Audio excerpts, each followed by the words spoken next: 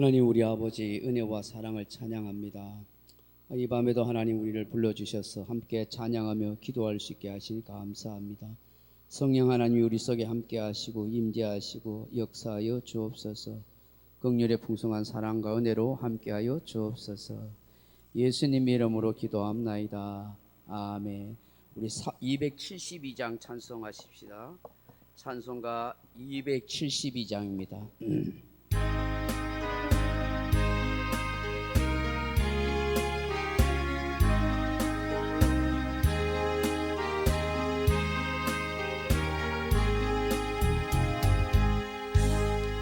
고통의 멍에 벗으려고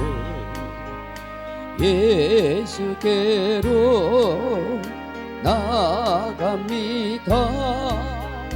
자유와 기쁨 베푸시는 주께로 갑니다.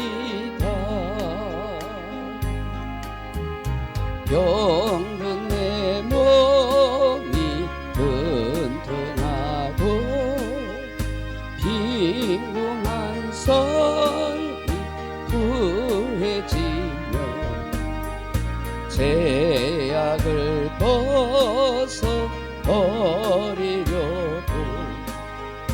주께로 갑니다. 낭패와 실망 당한 뒤에 예수께로 나갑니다. 십자가 은혜 받으려고 주께로 갑니다. 슬프던 마음 위로받고 이 생의 풍파 전전하며 영광의 찬송 부르려고 주께로 갑니다.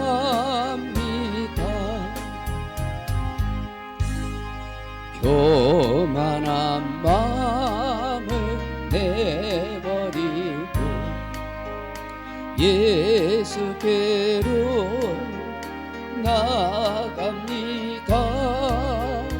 복되신 말씀 따르려고 주께로 갑니다. 실망한 이몸 힘을 얻고 예수의 크신 사랑받아 하늘의 기쁨 맛보려고 주께로 갑니다.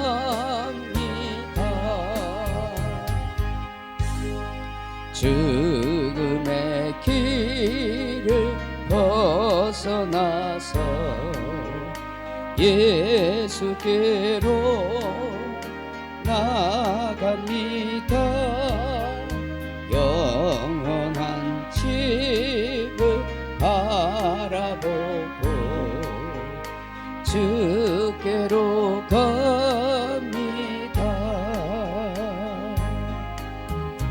멸망의 폭을 헤어나와 평화의 나라 다다라서 영광의 주를 배우려고 주께로 갑니다. 539장 찬송하겠습니다. 539장.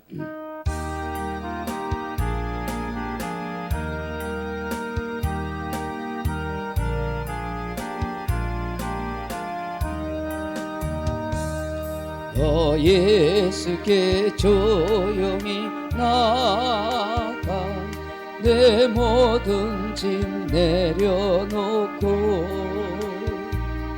주 십자가 사랑을 믿어 제사함을 너 받으라. 주 예수께 조용히 나가 내 마음을 쏟아놓으라. 늘은 미리 보시는 주님 그 은혜를 베푸시리. 주 예수의 은혜를 입어 내 슬픔이 없어지리. 내 이웃을 늘 사랑하여 너 받은 것 그저 주라. 주 예수께 조용히 나가 내 마음을 쏟아놓으라. 은밀히 보시는 주님 그 은혜를 베푸시리. 주 예수를 친구로 삼아 늘 내 옆에 모시어라. 그 영원한 생명새 물에 내 마른 목 죽이어라. 주 예수께 조용히 나가 내 마음을 쏟아놓으라. 늘 미리 보시는 주님 그 은혜를 베푸시리. 너 주님과 사귀어 살면 새 생명이 넘치리라. 주 예수를 찾는 이 앞에 참 밝은 빛 비추어라. 주 예수께 조용히 나가 내 마음을 쏟아놓으라. 은밀히 보시는 주님 그 은혜를 베푸시리. 290장 찬송하겠습니다. 찬송가 290장입니다.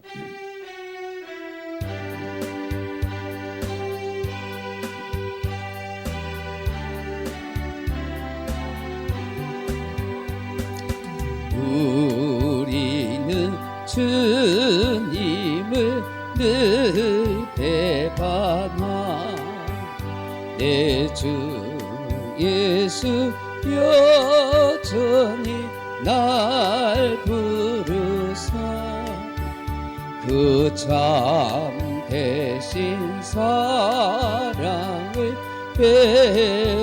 베푸시나 내 형제여 주님을 꼭 따르라. 주 너 위에 빛 주 너 위에 빛 주 너 위에 빛네 항상 비시네. 주께서 풍성한 은혜를 내 영혼이 나날이 복 받으니 주 예수를 너희도 구주로서 오 따르면 풍성한 복 받겠네.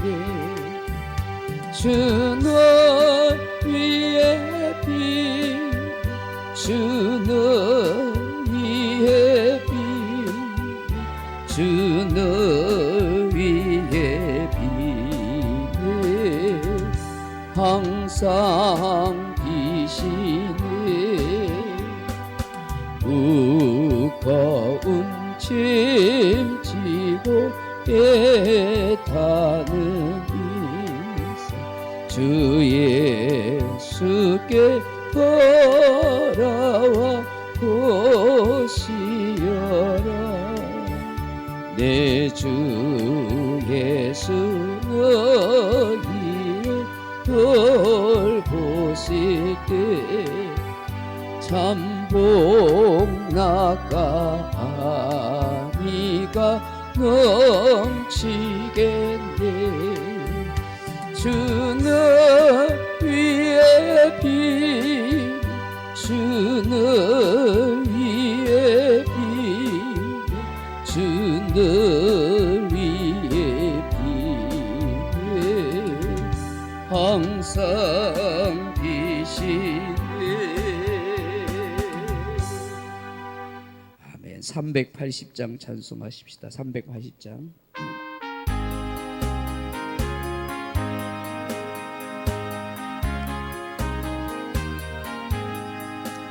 너의 생명 되신 주 주님 앞에 나아갑니다. 주의 흘린 보혈로 정케하사 받아주소서. 날마다 날마다 주를 찬송하겠네.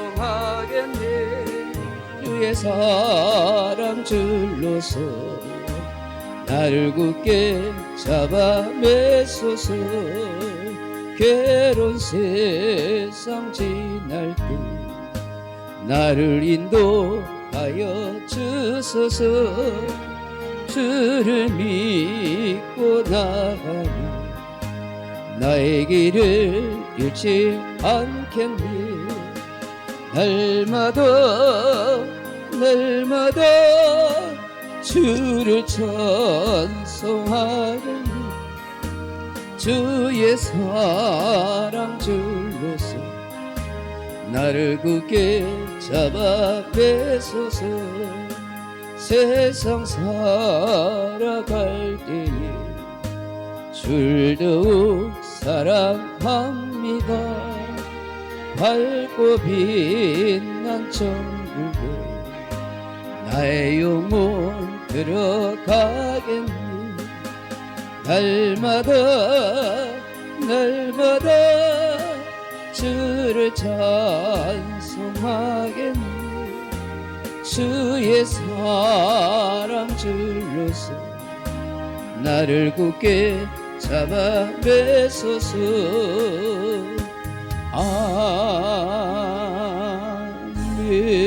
아멘.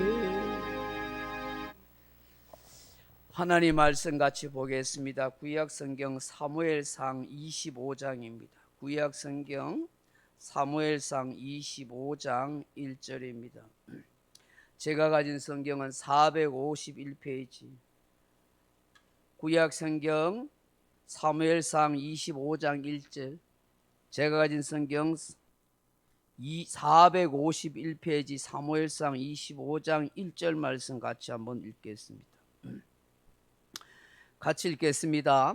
사무엘이 죽음에 온 이스라엘 무리가 모여 그를 두고 슬피 울며 라마 그의 집에서 그를 장사한지라. 다윗이 일어나 바란 광야로 내려가니라. 아멘. 할렐루야. 오늘 사무엘상 25장 1절 한 절 말씀만 읽습니다. 이 1절 한 절 말씀 가지고 제대로 살아야 인정받는다 하는 제목으로 말씀 은혜를 나누고자 합니다. 제대로 살아야 인정받는다. 사랑하는 성도 여러분, 죽음에 대해서 어떻게 생각하세요? 성경에서 죽음은 어떻게 말씀하십니까? 일반적으로 죽음이라 하는 것은 생물학적으로 심장이 멈추고 맥박이 뛰지 않으며 호흡을 하지 못하는 상태를 말합니다. 결국 육체는 썩고 사라지는 것을 말합니다. 뼈만 남게 되는 것이죠. 그 뼈도 세월이 지나면 부서지고 흙 속에 묻혀버립니다.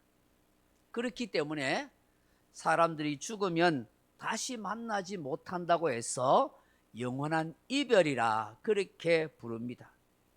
그렇다면 성경 속에서 사람의 죽음에 대해서는 어떻게 말씀하시느냐 하는 것이죠.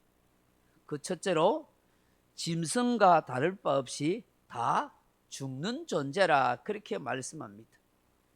전도서 3장 19절에 보면 인생이 당하는 일을 짐승도 당하나니 그들이 당하는 일이 일반이라 다 동일한 호흡이 있어서 짐승이 죽음같이 사람도 죽으니 사람이 짐승보다 뛰어남이 없으면 모든 것이 헛됨이로다 라고 그렇게 말씀합니다. 짐승이나 사람이나 다 호흡하다가 그 호흡이 멈추고 죽는 존재라 그렇게 말씀합니다. 둘째로 육체는 흙으로 와서 흙으로 가지만 그 영혼은 위로 올라간다라고 그렇게 말씀합니다. 전도서 3장 21절에 인생들의 혼은 위로 올라가고 짐승의 혼은 아래 곧 땅으로 내려가는 줄을 누가 알랴.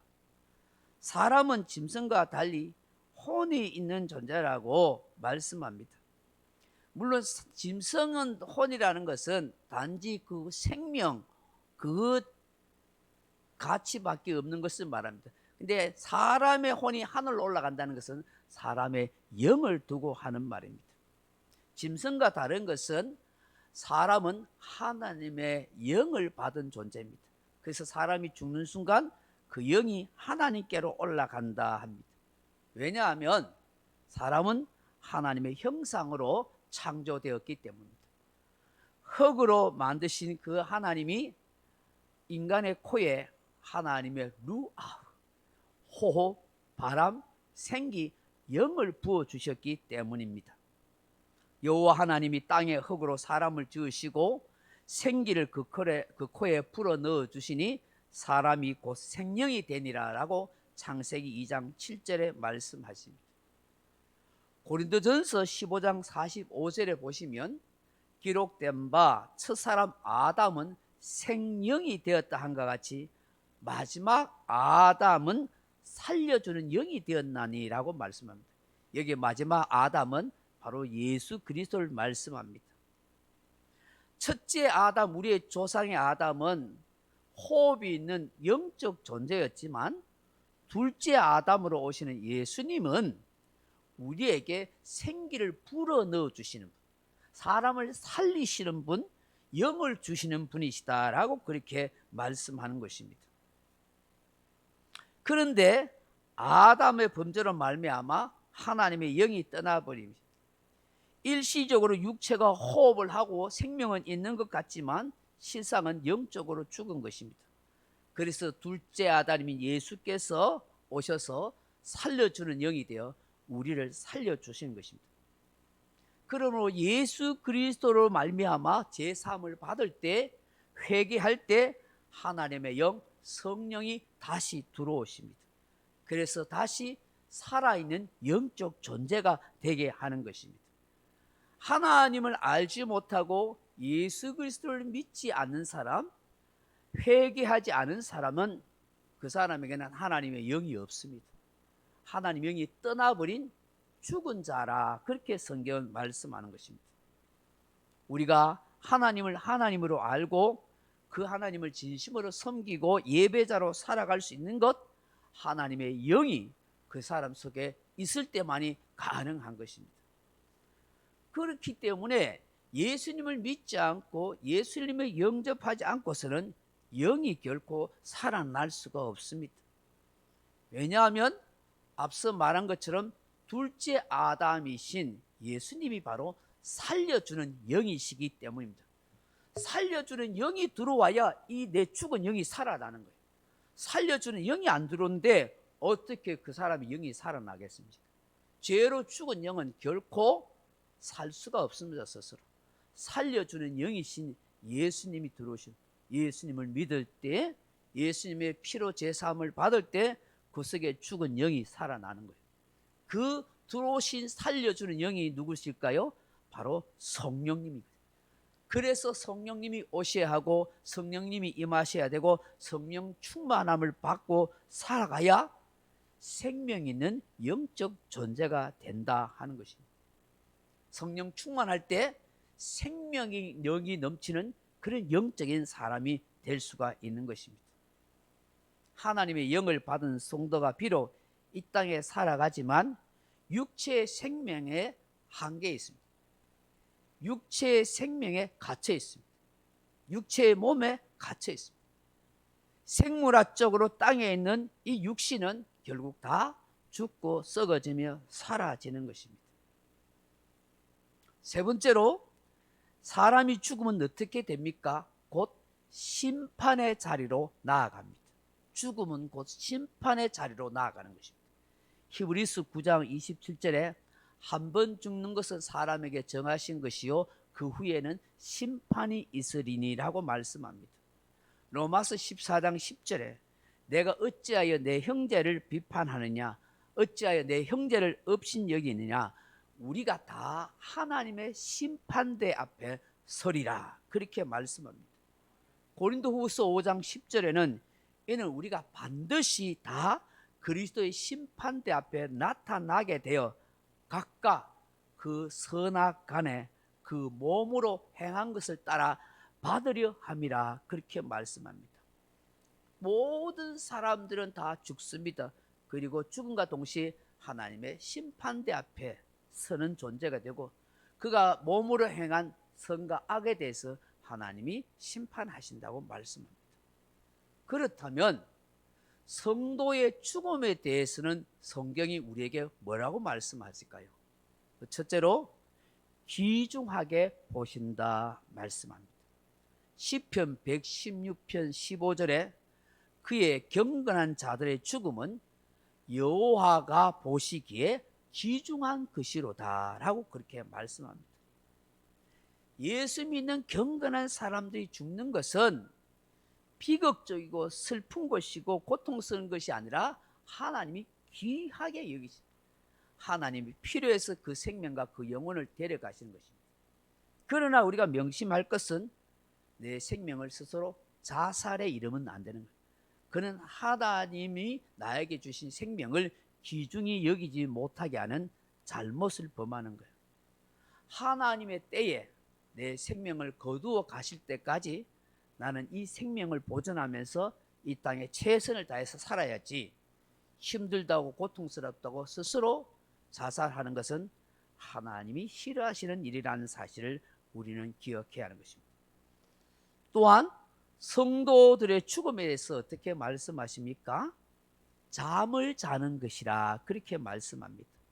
데살로니가전서 4장 13절에 형제들아 자는 자들에 관하여는 너희가 알지 못함을 우리가 원하지 아니하노니 이는 소망 없는 다른 이와 같이 슬퍼하지 않게 하려 함이라, 그렇게 말씀합니다. 사람들을 사랑하는 가족들이 죽으면 슬퍼할 수밖에 없습니다. 다시는 못 본다고 생각하기 때문에, 영영 이별이라 하기 때문에 슬픔 가운데 살아갈 수밖에 없습니다. 그러나 성경은 우리 성도가 죽는 것이요 영영 이별하는 것이 아니라 자는 것이라고 말씀합니다. 잔다는 것은 다시 깨어난다는 것입니다. 다시 소생하고 부활하고 다시 만난다는 것입니다. 그래서 우리 기독교는 바로 부활의 종교요 소망의 종교인 것입니다. 우리 예수께서 죽었다가 다시 살아나심을 믿는 사람은 예수 안에서 자는 자들도 하나님이 다 그와 함께 데리고 오시리라고 그렇게 말씀하십니다. 또 성도들의 죽음에 대해서 어떻게 말씀하실까요? 신령한 몸으로 부활하게 된다라고 말씀합니다. 고린도전서 15장 44절에 육의 몸으로 심고 신령한 몸으로 다시 살아나니 육의 몸이 있은즉 영의 몸도 있느니라, 그렇게 말씀합니다. 고린도전서 15장 52절에 나팔 소리가 나매 죽은 자들이 썩지 아니할 것으로 다시 살아나고 우리도 변화되리라. 그렇게 말씀합니다. 육체가 없어질지 모르지만 주님이 재림의 나팔을 불 때에 우리의 육의 몸이 신령한 몸으로 변화되는 부활체가 되는 것입니다. 그래서 다시 살아있는 우리도 변화되어 주를 뵙게 되는 것입니다. 병들고 늙고 주름살 쥐고 염증 생기는 이런 몸이 아니라 아름다운 신령한 몸으로 아프지도 병들지도 늙지도 검버섯도 나지 아니하는 그런 아름다운 모습으로 변화될 줄로 믿습니다. 또한 성도에 대해서 뭐라고 말씀합니까? 하늘에 속한 이의 형상을 입게 된다. 하늘에 속한 이의 형상을 입게 된다. 그렇게 말씀합니다. 고린도전서 15장 48절에 보시면 무릇 흙에 속한 자들은 저 흙에 속한 자와 같고 무릇 하늘에 속한 자들은 저 하늘에 속한 이와 같으니 그렇게 말씀합니다. 우리가 흙에 속한 자의 형상을 입은 것 같이 또한 하늘에 속한 이의 형상을 입으리라 그렇게 말씀합니다. 하늘에 속한 이의 형상을 입는다는 게 무엇입니까? 구체적으로 어떤 것인지는 우리에게 말씀하고 있지는 않습니다만은 어떤 모습일까 잘 상상이 되지는 않습니다만은 분명한 것은 하늘에 속한 이의 영광, 하늘에 속한 이의 그 형상을 우리가 입게 된다는 것은 하늘의 영광을 누리게 된다. 예수님과 같이 하나님과 같이 영광스러운 존재로 그렇게 변화될 거라고 말씀하는 것입니다. 우리가 하나님의 자녀이기 때문에 그야말로 빛나고 영광스러운 모습으로 그렇게 서게 된다는 것입니다. 천사도 허무할 정도로 희양찬란한 흰옷 입은 거룩한 그런 아름다운 모습, 그런 영광스러운 모습이 된다는 것이죠. 여러분 생각만 해도 정말로 신나고 기대가 되지 않습니까? 네.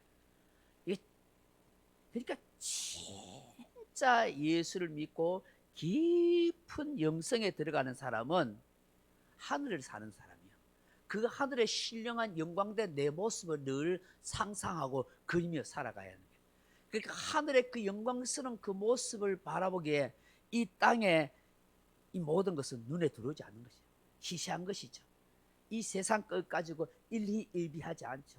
왜요? 이 세상은 다 흘러가고 사라지고 썩어지고 없어질 것들이기 때문에 하나님이 잠시 이곳에 머물도록 나로 하여금 나그네로 외국인으로 살게 하신 거예요. 여기에 미련을 두고 여기에 집착하지 않는 것이죠. 이게 진짜 신령한 사람이고 참 믿음을 가진 사람이고 천국의 소망을 가진 사람이에요. 성경이 우리에게 말씀하는 참된 그리스도의 모습인 거죠. 잠시 머물고 가지 않기 때문에 여기에 집착하지 않기 때문에 욕심내어서 싸우고 미우고 헐뜯고 원망하고 불평할 것 없어 다 베풀고 주고 던지고 가는 거예요. 할렐루야. 우리가 이것만 제대로 깨닫는다면 염려하고 걱정하고 불평하고 원망하고 미우고 싸우고 할 게 뭐 있어요. 다 썩고 없어질 것 같아요. 주님이 잠시 맡겨주신 거고 주신 것이니까 감사함으로 누리고 좋은 데 쓰다가 주님 오라 하시면 가는 거예요. 이 세상은 어릴 때 소꿉장난한 거 같잖아요.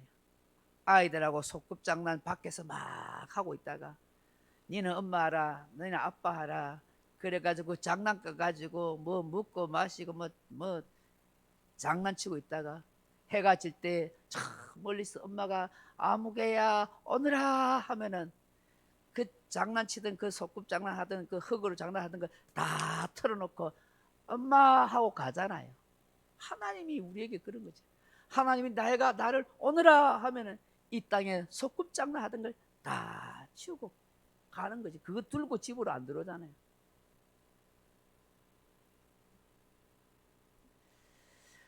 천국의 영광을 생각만 해도 정말 감사가 되고 간절한 기대가 되지 않겠습니까? 내 모습이 어떻게 변하게 될까? 얼마나 아름다운 영광스러운 모습이 될까?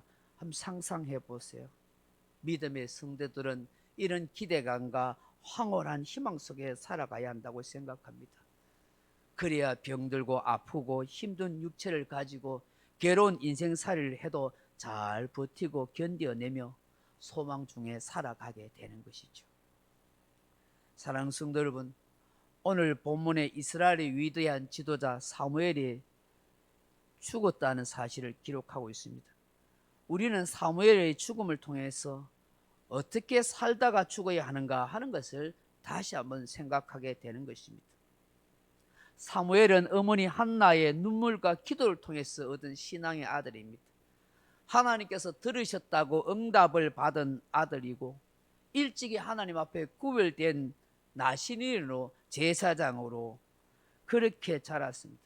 그는 이스라엘 백성들을 다스리는 사사로서 하나님 뜻을 전하는 선지자로서 이스라엘 백성을 위하여 하나님께 제사 드리는 제사장으로 그렇게 살았습니다.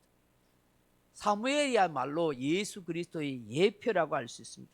그는 언제나 하나님께 순종하며 이스라엘 백성을 통치하는 좋은 지도자로 영적인 하나님의 사람으로 이스라엘의 정신적 스승이었습니다. 그는 누구에게도 비난이나 원망을 들을 만한 삶을 살지 않았습니다. 남의 물건을 빼앗거나 토색하거나 탐욕을 부린 적도 없습니다. 신실하게 하나님의 뜻을 수행하다가 이스라엘 백성들의 정치적, 영적 지도자로 살다가 그렇게 이 세상의 삶을 마감했습니다. 이스라엘 역사 속에서 모세와 여호수아 다음으로 이스라엘 백성들을 언약 백성으로 이스라엘의 중보자로 충실하게 그 직을 잘 감당한 인물이 되었던 것입니다. 안타까운 것은 사무엘 대신하여 세운 이스라엘 통치자 살왕은 온전치 못하고 영적으로 정신적으로 통치력을 제대로 발휘하지 못하는 그런 상황이 되어 있습니다. 질투심에 눈이 멀어 그의 사위 다윗을 추격하여 죽이려는 데만 혈안이 되어 있습니다. 백성들의 삶은 점점 피폐해져 가고 있습니다. 그런데 이 영적 지도자인 이 사무엘마저 죽었다는 것은 얼마나 이스라엘 백성들에게 충격이고 아픔인지 모릅니다. 그렇게 백성들에게 추앙받던 이스라엘 백성들이 그렇게 믿고 의지하던 이스라엘의 스승이 그렇게 죽게 된 것입니다. 이 이스라엘 백성들이 사무엘의 죽은 것에 대해서 어떻게 말씀하고 있습니까? 사무엘이 죽으면 온 이스라엘 무리가 모여 그를 두고 슬피 울며 그렇게 말합니다. 온 이스라엘 백성들이 사무엘의 죽음 앞에서 슬피 울었다 그렇게 말합니다. 여기 슬피 울었다는 말이 사파드 하는 말인데 가슴을 치다, 애곡을 하다, 소리내어 울다, 몹시 슬퍼하다 하는 뜻입니다. 여러분 히브리인들이 정말 죽는 자에 대한 극심한 슬픔을 나타낼 때 이 사파드라는 단어를 씁니다. 그 죽은 자에 대해서 너무 안타까워할 때 옷을 찢거나 머리를 풀어서 티끌을 날리거나 아니면 가슴을 치고 땅에 엎드립니다. 그 이스라엘 사람들이 극심한 슬픔에 대한 그런 아픔입니다. 분노할 때도 그렇게 하지만 극심한 슬픔을 할 때 옷을 막 찢거나 가슴을 치고 머리를 해저어서 먼지를 머리에 막 티끌을 막 흙을 뒤집습니다. 그리고 땅바닥에 엎드려졌어. 그렇게 하는 것이 이스라엘 백성의 슬픔인데 오늘 이 본문의 이 사파드라는 것이 그렇게 온 이스라엘 백성들이 사무엘의 그 죽음 앞에 너무나 애곡하고 슬퍼했다는 것이죠. 한 나라의 존경스러운 왕이 죽어서 국장을 치르는 같은 그런 슬픔이 다가온 것입니다. 여러분 이스라엘 장례는 대체로 7장을 합니다. 우리는 보통 3일장을 하는데 가난한 사람인 경우에 뭐 하루 벌어 먹고 사는 사람은 하루 만에 장례를 치르는 경우도 있습니다만은 대개 7일장을 하고 국장인 경우에 30일에서 70일까지 장례를 치릅니다. 아시다시피 이스라엘은 2번 장례를 치르죠. 처음 돌아가시면 해 지기 전에 장례를 치릅니다. 이 하루 동안 아니누스의 장례 기간이라 하는데 온 가족들이 하루 내내 슬퍼하는 기간입니다. 그때는 어떤 이웃을 찾아오면 안 됩니다. 가족들만 슬피 울도록 그렇게 하는, 위로를 받지 않는 시간, 하루가 그렇습니다. 온 가족들이 그 가족의 죽음에 대해서 하루 종일 슬퍼하고 우는 그 시간입니다. 이웃이고 아무도 찾아오면 안 됩니다. 그리고 난 뒤에 쉬바의 기간에서 일주일 동안 장례 기간이 있습니다. 그때 이제 이웃들이 찾아와서 위로해주는 그런 기간을 가지죠. 그리고 1년 후에 또다시 장례를 치르는데, 그 죽은 사람의 뼈를 다 추스려서 조상들의 묘에 넣습니다. 이스라엘은 그 무덤이 동굴입니다. 동굴. 그 동굴 안에 가족들의 뼈, 조상들의 뼈가 다 이렇게 각에 묻혀 있습니다. 그걸 죽은 사람을 거기에 안에 안치시킵니다. 그래서 성경에 열조에게로 돌아갔다 했을 때는 바로 그 조상들의 뼈가 있는 곳으로 그렇게 넣었다 하는 것을 말하는 것입니다. 오늘 사무엘은 이 죽음 때문에 온 백성들이 너무나 슬퍼하고 있는 것입니다. 백성들이 이렇게 애곡하고 슬퍼하고 있는 것을 보면서 오늘 우리가 깨닫게 되는 게 뭘까요? 제대로 살아야 인정받는다 하는 것이죠. 저는 사람의 죽음도 세 종류라고 생각해 봤습니다. 한 종류의 죽음은 잘 죽었다, 속이 시원하다 하는 것이죠. 세상에서 악취 나는 죄를 짓고 남에게 고통과 괴로움을 주는 사람이 죽으면은 그건 잘 죽었다고 말합니다. 좀 경상도 속된 말로 하면 잘 이렇게 됐다 그런 소리 하죠. 아유, 잘 죽었다, 속이 시원하다, 그렇게 합니다. 여러분, 이렇게 죽는 사람 얼마나 불쌍한 인생입니까? 세상에는 이렇게 죽는 사람이 많습니다. 그런가 하면 저렇게 살다가 죽는 사람도 있구나 하고 혀를 차는 죽음입니다. 있으나 마나한 사람처럼 별로 좋은 영향도 주지 못하고, 그렇다고 남들에게 악독하게 굴지도 않고 그저 자신만을 위해서 열심히 살다가 죽는 사람입니다. 아주 평범한 사람의 죽음이죠. 대부분 이런 삶을 살다가 죽음을 맞이할 것입니다. 그러나 오늘 사무엘처럼 그의 죽음에 대해서 몹시 안타까워하고 슬퍼하는 죽음이 있습니다. 저는 이런 죽음이 바로 영광스러운 죽음이라고 생각합니다. 그의 죽음에 대해서 애도하고 슬퍼하고 안타까운 것입니다. 좀 더 살았으면 좋았을 것인데 그렇게 말해줄 수 있는 죽음을 맞이한 사람입니다. 언젠가는 저도 여러분들 다 세상을 떠날 때에 남아있는 유가족들이나 남아있는 친척이나 남아있는 성도나 남아있는 내가 아는 그 사람들이 나에 대해서, 나의 죽음에 대해서 어떻게 평가할까? 애달파하고 슬퍼하면서 좀 더 살아서 좋은 일 많이 하다가 가야 할 뿐이었는데 라고 그렇게 말을 들을 수 있다면 그 사람의 인생은 차원으로 아름답고 고귀한 인생을 살았다고 말할 수 있을 것입니다. 최근에 몇 사람의 장례를 치르면서 하늘공원을 8번이나 다니면서 또 지인들 중에 돌아가시는 사람들에 대한 죽음을 들으면서 제 마음에 느끼는 것은 정말 안타까운 죽음이 있구나, 살아있을 때 좀 잘하지 하는 생각이 들었었습니다. 그래서 이런 마음이 듭니다. 살아있을 때 좀 잘 살자, 후덕하게 살자, 베풀며 살자, 좀 더 감사하며 살자 하는 마음과 다짐을 해봅니다. 오늘 사무엘의 죽음을 보고 그 백성들의 애통하는 모습을 보고 나는 어떻게 살다가 죽어야 하나, 아름답고 영광스러운 죽음을 맞이하는 그런 인생이 되었으면 참 좋겠다. 살아남은 성도들과 가족들과 이웃들에게 좋은 추억을 줄 수 있고 아름다운 영향력을 줄 수 있는 그런 복된 성도들이 다 되어지기를 주님의 이름으로 축원합니다. 찬송가 491장 우리 찬송하십시다.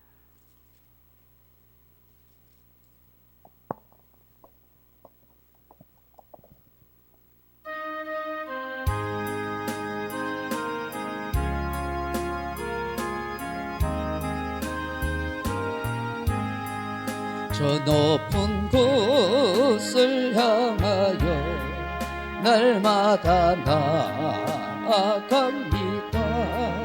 내 뜻과 정성 모아서 날마다 기도합니다. 내 주여 내 말 붙드사 그곳에 있게 하소서. 그곳은 빛과 사랑이 언제나 넘치옵니다. 괴로움과 죄가 있는 곳 나비로 여기 살아 빛나고 높은 저곳을 날마다 바라봅니다. 내 주여 내 맘 붙드사 그곳에 있게 하소서. 그것은 빛과 사랑이 언제나 넘치옵니다. 의심의 안개 거치고 근심의 구름 없는 곳 기쁘고 참된 평화가 거기만 있사옵니다. 내 주여 내 맘 붙드사 그곳에 있게 하소서. 그곳은 빛과 사랑이 언제나 넘치옵니다. 험하고 높은 이 길을 싸우며 나아갑니다. 다시금 기도하오니 내 주여 인도하소서. 내 주여 내 맘 붙드사 그곳에 있게 하소서. 그곳은 빛과 사랑이 언제나 넘치옵니다. 내 주를 따라 올라가 저 높은 곳에 우뚝 서 영원한 복락 누리며 즐거운 노래 부르. 내 주여 내 맘 붙드사 그곳에 있게 하소서. 그곳은 빛과 사랑이 언제나 넘치옵니다. 말씀을 생각하면서 여러분 가정과 자녀와 나라와 민족과 교회를 위해서 함께 기도하시다가 돌아가시기 바랍니다. 기도하겠습니다. 하나님 우리 아버지, 이 밤에도 하나님 앞에 나와서 찬송하며 기도하며 주의 말씀을 함께 듣고 은혜를 구할 수 있게 해서 감사합니다. 우리가 어떻게 살다가 어떻게 죽어야 하는지 제대로 산 인생만이 인정받을 수 있는 삶이라는 걸 알게 됩니다. 사무엘의 죽음을 통해서 모든 사람들이 다 죽는 것이지만 고귀하고 가치 있고 영광스러운 죽음이 있다는 것을 다시 한번 생각합니다. 많은 사람들에게 애달픔과 슬픔과 아픔을 주고 있어 아버지 그렇게 울 수 있는 그런 영광스러운 죽음을 맞이할 수 있는 우리가 되게 해 주시옵소서. 좀 더 신실한 사람으로 좋은 사람으로 많은 사람들에게 유익을 끼치고 선한 영향력을 줄 수 있는 언젠가는 우리의 생명이 다하고 우리의 호흡이 멈추고 우리의 심장이 멈추는 그날에 나를 향한 하나님의 평가가 나를 향한 주변 사람들의 평가가 아파하고 애달파하고 슬퍼하는 거룩하고 영광스러운 죽음을 맞이할 수 있는 우리 모두가 되게 하여 주시옵소서. 좀 더 성실하고 신실한 믿음의 사람으로 좀 더 후덕하고 좀 더 베풀 수 있는 마음을 가진 사람으로 좀 더 이해하고 공감하고 사랑할 수 있는 아름다운 하나님의 사람으로 좀 더 섬기고 봉사하는 하나님의 사람으로 정말 진심으로 생명과 영혼을 사랑하는 사람으로 하나님 앞에 살게 하시고 좋은 추억을 만들어가는 사람으로 하나님 앞에 설 수 있도록 역사하여 주시옵소서.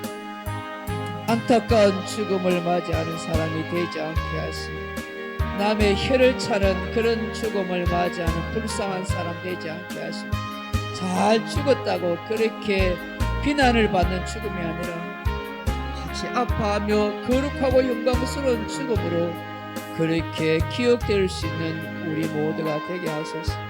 이 나라의 민족의 형편을 살펴주셔서 나라가 편안하고 나라가 건강하며 바르게 하시고 분열과 분쟁 속에 있는 이 백성들과 이 민족의 마음을 하나 되게 하시고 정치 지도자들이 교만과 완악하고 강박한 마음이 되지 않게 하시고 선동하고 백성들의 마음을 나누는 그런 안타까운 마음을 갖지 않도록 도와주소서. 나라를 바르게 세워갈 수 있도록 역사하소서.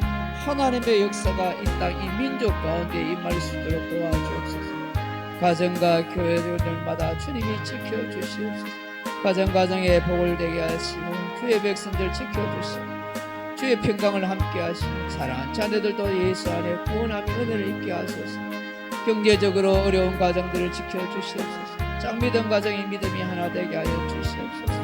망하는 자녀들이 회개하고 주께로 돌아오게 하시고 건강히 잃지 못한 성도들 지켜주시고 강력하게 주시옵소서. 은혜가 필요한 성도들 은혜 주시고 시험 중에 있는 영혼들이 회복되게 하여 주시옵소서. 주여 우리 소중한 교회를 사랑하시고 긍휼히 다시 회복의 역사와 부흥의 역사와 구원의 역사가 일어나게 되고 우리 모두가 성령의 영이 살려주는 영이신 주님이 우리 안에 임하시고 충만하게 하소서. 살려주는 영을 통해서 생명 있고 활동력 있고 생생한 삶을 살아가게 하시고 생기 있는 삶을 살게 하시고 이 빈자리에 생기 있는 사람으로 가득 채워질 수 있는 은혜와 구원의 역사가 일어나게 도와주옵소서. 십자가에 피 묻은 사랑의 손길이 홀로 넘칠 수 있도록 도와주시옵소서.